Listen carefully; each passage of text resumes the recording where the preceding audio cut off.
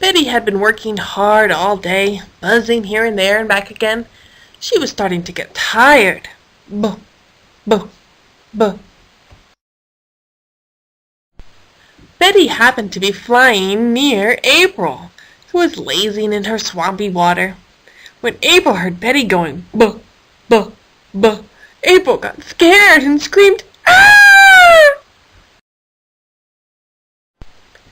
Kathy, snoozing in the sun nearby, was startled awake by the scream. When she scrambled to her feet, a hairball got caught in her throat.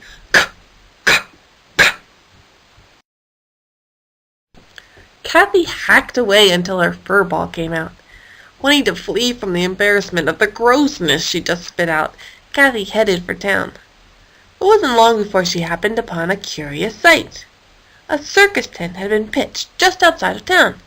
She wandered in to see what there was to see. Danielle was practicing her latest feat, balancing on a ball on one leg. She could already do it with 2 legs. And who are we kidding? Of course she could already balance on 1 leg. Duh! Elizabeth was watching Danielle perform her new trick. Danielle called out to her, "What trick do you want me to do next?" Elizabeth thought it would be great to see her bounce upside down on the ball on her head. She also thought it would be really funny to see her do a headstand while spinning the ball on her tail. "Well, what do you want to see next?" Danielle asked again. Elizabeth couldn't make up her mind. She only answered, Danielle didn't have the patience to wait any longer for Elizabeth's answer. Besides, she was distracted by a smell. "Do you smell that, Elizabeth?" Danielle asked her elephant pal. "I don't smell anything, but I hear something," Elizabeth answered. "I smell fish," Danielle said. "What do you hear?" "Sounds like..."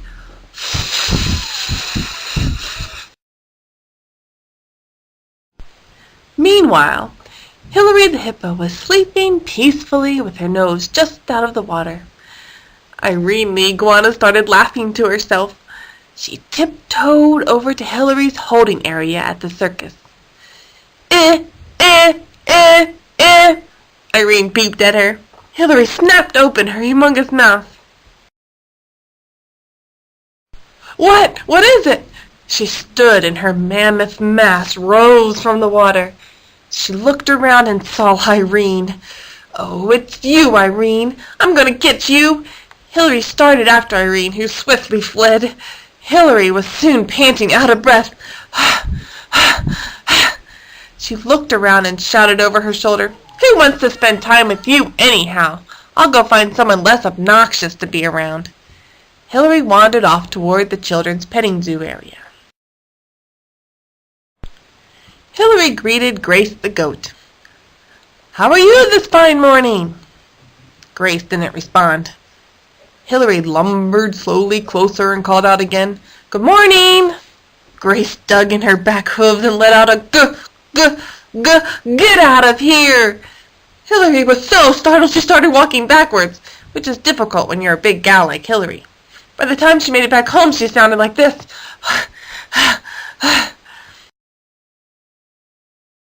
Joanna the jaguar came dancing by Hilary's habitat. "Hi, Joanna," Hilary called.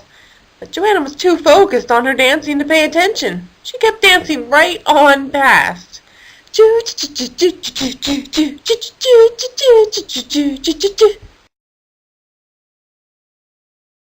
Karen the kangaroo heard Hilary, though, and jumped over the fence around her enclosure and hopped on over to Hilary.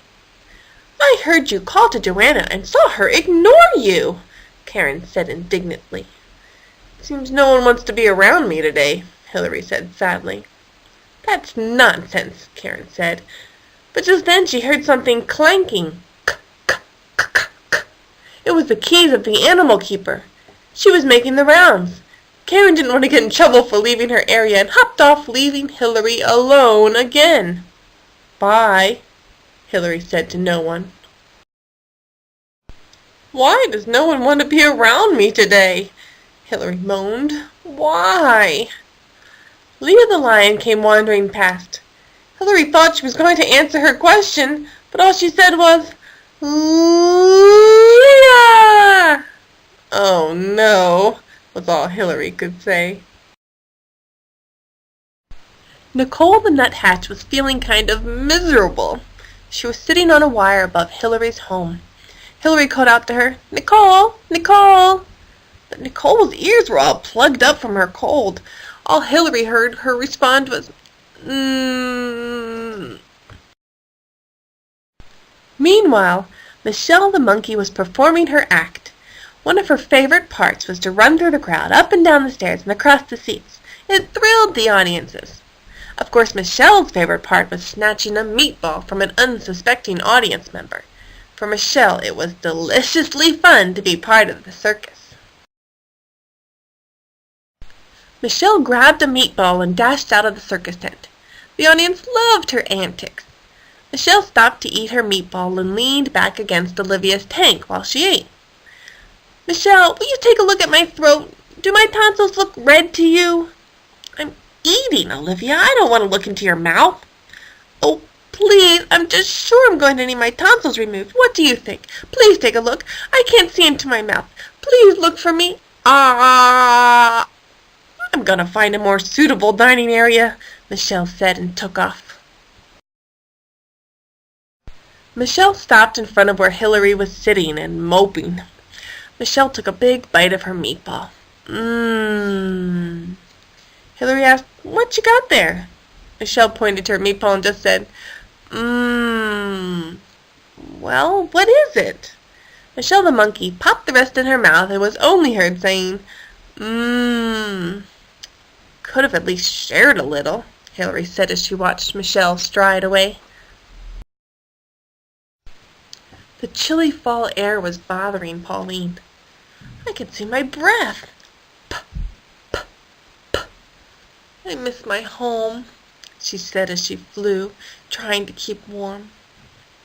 I have an idea, she said, and swooped toward Hillary's habitat. Pauline called down to the hippo, Hillary, Hillary. Hillary looked up. Hillary, could I please come sit with you? Would you help me keep warm? Hillary liked that someone wanted to be with her, even if it was only because she wanted something. Hillary was happy to help. Sure, Hillary said, and Pauline landed on her broad back. Betty was buzzing around the grounds and flew past Pauline, perched on Hillary's hind. Betty was getting tired and started to putter out. Buh, buh, buh. Hillary grew a bit nervous when Betty landed on her nose. Hillary was trying not to move a muscle when another bee came flying up to talk to Betty. Betty, come quick, the bee said. It's Queenie. You've upset her. She's expecting you back. Are you sure? Betty asked. Of course I'm sure, the other bee responded. When I left, she was making that noise. You know what I mean. Quack, quack, quack. Uh-oh, Betty said. You're right. She's upset. I have to get going. With that, Betty forced herself up and flew off. And Hillary, for the first time that day, was glad that someone left her alone. Betty was on her way back to the hive when she noticed something unusual. She knew she shouldn't stop, but she was curious, even if she was still tired. She flew just beyond the fence around the circus grounds. And what did she see? It was a rabbit. It was Roberta, and she was tugging and pulling at something. Roar, roar, roar. Now Betty was more curious. What was she trying to get? It seemed buried under the fence. Roar, roar, roar. Finally it came loose. It was a carrot. Or was it? Roberta sniffed it and then hopped off without it. Betty flew in closer and saw it was just a stuffed carrot toy a child must have dropped long ago. Betty felt badly for the rabbit who had worked so hard for nothing. Then suddenly she felt badly for herself. Queenie would not be pleased. Betty buzzed off in a hurry. Hillary had been happy when Betty had flown off with her bee buddy, but suddenly Pauline had flown off too. Hillary had wondered why until she heard. She looked up and knew exactly why Pauline the parrot had flapped away. Sarah the slithering snake was in a nearby tree. Hillary was soon distracted when Uma came galloping through. As usual, she was charging full speed ahead without looking where she was going. Ugh! Uma rammed the tree that Sarah had been in. I say had been in, because Uma's blow had knocked her out of the tree. Sarah was on the ground and in a bad mood, and looked like she wanted to knock someone over herself. Oh no! Sarah spotted Tabitha sleeping in the sun across the way. Uma noticed Sarah moving toward her. Uma got to Tabitha first and tapped on her shell to wake her. Tut-tut-tut-tut. Tabitha poked her head out of her shell. Why do I hear tut-tut-tut when I'm trying to sleep? The unicorn told her what was happening. Tabitha, quick! Sarah's in a bad mood. She's coming this way. You should get out of here. Tabitha thanked Uma and moved away as fast as she could.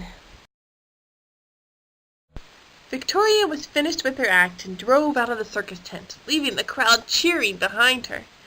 She instantly realized that Tabitha was in danger of a snake attack. She drove as fast as she could and reached Tabitha before Sarah the snake did. She helped her inside and drove her away.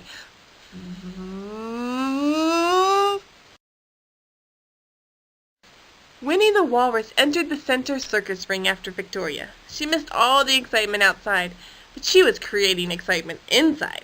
The crowd cheered when she started doing her helicopter act. She spun on her head and her tail cut through the air just like a helicopter blade.